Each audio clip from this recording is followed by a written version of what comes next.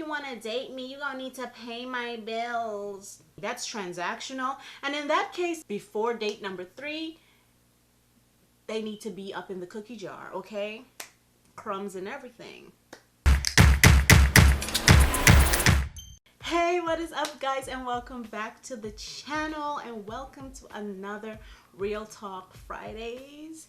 And as you know, it's about to get real, okay? And I'm talking no holds barred, just some good old girl chat aimed at helping us as women embrace the confident, powerful, beautiful blessings that we are. All right, guys. So I want to talk today about dating in your favor, because listen, when it comes to dating, we need to lay down some rules, and it needs to be in our favor, okay? Now, don't get me wrong, I'm not saying to run game on these men, but I'm absolutely saying that we need to enter this dating game armed with the skills needed to win. And honestly, so do men. It's not about an either or situation. I do believe that if both parties play the game well, both of us can walk out of this thing as winners. And I know what you're thinking. Is she trying to say that marriage is the ultimate prize in life? No, I'm not saying that unless you want it to be. But let's be honest, a whole lot can be won from dating, like deeper insight into the opposite gender, you know, like how they think and react in certain situations, the way they express emotion, their expectations of a partner even, you know. And you can even learn a lot about yourself from dating. You can figure out what you like, what you don't like, the things you want versus the things that you actually need in a partner. You can even figure out that certain things might be triggers for you, and you might learn how to avoid those things, as well as you'll be able to learn from your mistakes. And I know this can differ from person to person, but we as women can really learn a lot about men as a collective through conversation. Now, I do want to make it very clear, when I say dating, I'm not talking about sex, because sex and dating are two completely different things, and they definitely should be treated as such. But you already know we're gonna get into both, okay? So we already know what sex is, right? It's contact between two consenting individuals, involving but not limited to penetration, especially the insertion of a man's erect ding dong into a woman's cookie jar. And yes, I did say ding dong and cookie jar because I'm not trying to get flagged by YouTube for inappropriate language, okay? But I digress. But since that's what sex is, what is dating? Dating is essentially going out with someone you have romantic or sexual interest in. So basically, going to different places, different environments, eating food, talking about your likes, dislikes, discussing your childhood, all that jazz. That is dating. So while dating can include sex, the two are in no way synonymous. And like I said in my last video, I am an advocate for dating. Go to different places, go to different environments with someone that you want to get to know, talk, enjoy conversation. But I'm absolutely not an advocate for having sex with everyone you date. Now, I know for some people that sex is a major player when it comes to making romantic decisions, especially when you're dating with the intent to marry. However, sexual prowess is a learned skill that develops over time. Therefore, I don't think it should be the main deciding factor for anything, really. That's like meeting an amazing guy and then you dump him because he's not a good driver. Or meeting an amazing woman and you dump her because she can't cook. Like, bruh. Just enroll him in some driving classes, get her some cooking lessons, and you're good. But I won't deny that this kind of applies to a teachable person, because we all know that there are some men that believe that when it comes to that department, they have it on lock. They don't want to hear anything else. Meanwhile, the situation is not always, you know what I'm saying. But the thing is, should sex actually be expected while dating. So I was watching this video yesterday or 2 days ago where this panel of men were discussing their expectation of sex by the third date, or rather, should they be having sex by the third date. Now, the consensus was essentially the same. They all said that before date number 3, they need to be up in the cookie jar, okay? Crumbs and everything. In fact, they kind of felt entitled to it because they felt like they were, quote unquote, feeding you. Like you were getting 3 free meals, so you might as well give it up, you know?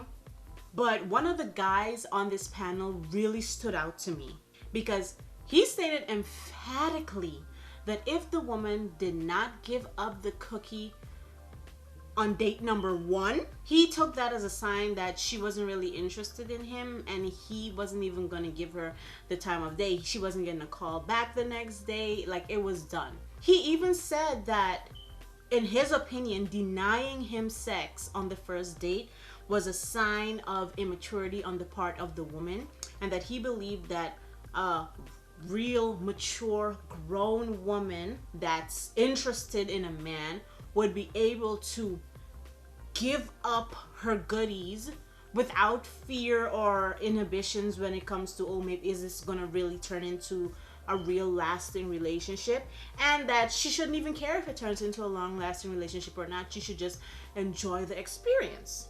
Now, I won't get into how clearly insecure and chauvinistic this man is, which we know he is. All right. But this just goes to show that we as women need to set our standards and hold ourselves to it and hold these men to it. No matter how attracted you might be to them. Like, let go of the in the moment passion. Like, think with your head when it comes to dating. And now I know that not all men are the same. Not all men are like this. But we need to approach dating aware that these type of men exist, and they're not walking around with name tags saying, hi, I'm Brian, I'm a creeper. No, they're looking like nice guys, good jobs, responsible looking, but you can't tell a person's inner workings at first glance. That's why the whole dating, getting to know someone before actually entering into a relationship with them is so important. You need to make self-preservation a key component in dating. Now, I'm not saying to go in with walls up, all guarded and locked off, but you need to keep your eyes sharp, keep your ears keen, and keep the cookie in the jar, okay? Until you believe that you're in a position or at a place with this gentleman where you feel comfortable being vulnerable in that way. Because our bodies are not an entitlement. Okay, and it's not currency to be traded for a few free meals, much less.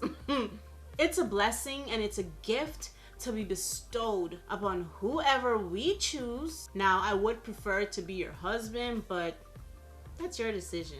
But with that in consideration, the same way we want to hold men to these standards and expect them to respect us in this way, I do believe we need to respect men as well. They in no way should feel entitled to our bodies. Therefore, I think we as women shouldn't feel entitled to their wallets. And I see this going on in society a lot these days, where women are financially minded first. Now, I'm not saying that securing the bag is a bad thing. It's not. It's a great thing. But we shouldn't expect a man that we're dating to bear the burden of all our financial responsibilities. Literally, when you're dating a man, the only bill he should be paying is that date, okay? Because of course, if he's asking me out, he's taking me out, he needs to pay, okay? We're not doing that half. He needs to pay as a real man, okay? But expecting him to bear the burden of all your financial responsibilities, that's like husband territory, fiance territory. We shouldn't expect this from someone that we literally owe nothing to. We have no ties, no attachment to a man that we're dating. And likewise, he has no ties or attachment to us. It's just conversation, hanging out, getting to see if we really want to take it to the relationship level.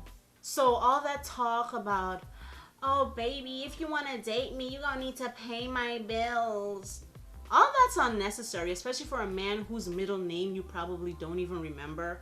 In fact, that kind of attitude is not even dating. That's transactional. And in that case, yeah, he should be entitled to the cookie. He's paying your bill, you pay him with cookie. Okay? Fair exchange is no robbery. Now, some people are just generous. And there are men that will offer to pay for things, take care of you, and any good man, if he sees a woman struggling, he should offer to help, but that should be his choice, not a demand or a requirement.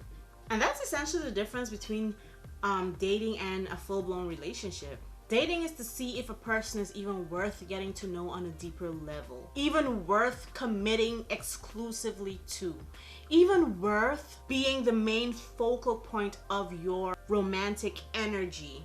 This is why we as women, I'm speaking to women, but essentially everyone, I believe we all need to date in our favor with our own interests at heart first. Aim for self-preservation during the dating process. Set your standards and stick to it. Not just for you, but for him too, because good men value the chase. They cherish things that they had to work for, and only require as much as you're willing to give. Because remember, your body is precious and sex is a gift to be bestowed on whoever you choose, not when they've earned it or think they deserve it, but rather when you feel ready to give it.